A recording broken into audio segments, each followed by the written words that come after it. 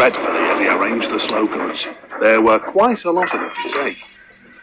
"You'd better take care with that lot," Edward cautioned. "They can get rather rowdy when pulled by an unfamiliar engine." "All the more reason you should be taking them then," James huffed. "But instead it has to be me." The guard's whistle blew and James snorted off. Edward watched him leave, sighed and went back to work.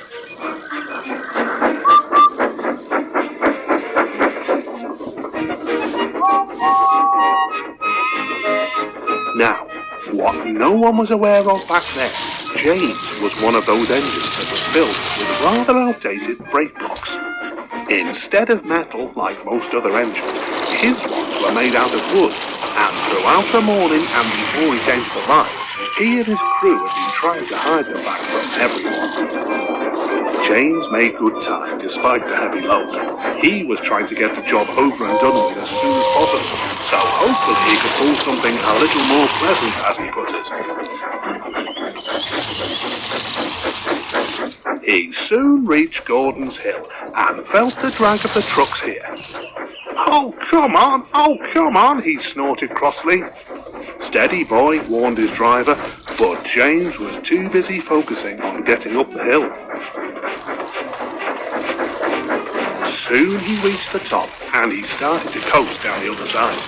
He suddenly realized that he was moving a lot faster than he thought. "Oh no!" he cried. "Slow down!" It was at that moment the trucks saw their chance. Go on, they yelled with a bump. They lurched James and before he knew it, he was out of control and speeding down the hill. "Put the brake on," shouted the fireman. The driver reached for the handle and applied the brakes hard. Then it happened.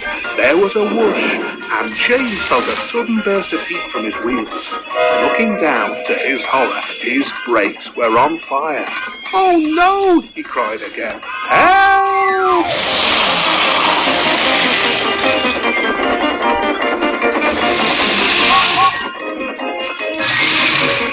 His crew were trying everything they knew to regain control, but it was no use.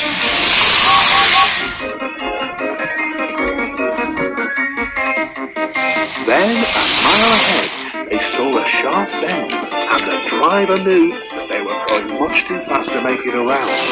Too fast. "We've got to jump for it," he shouted to the fireman. "Now!"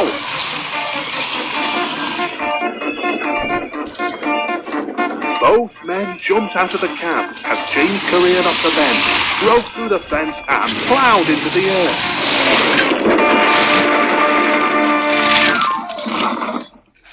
Then there was silence. When James opened his eyes, he found himself tilted to one side, and half of his front was buried in earth. Behind him, the trucks were piled in a heap, with their loads strewn across the line, and in front of him, staring right at him, was a cow.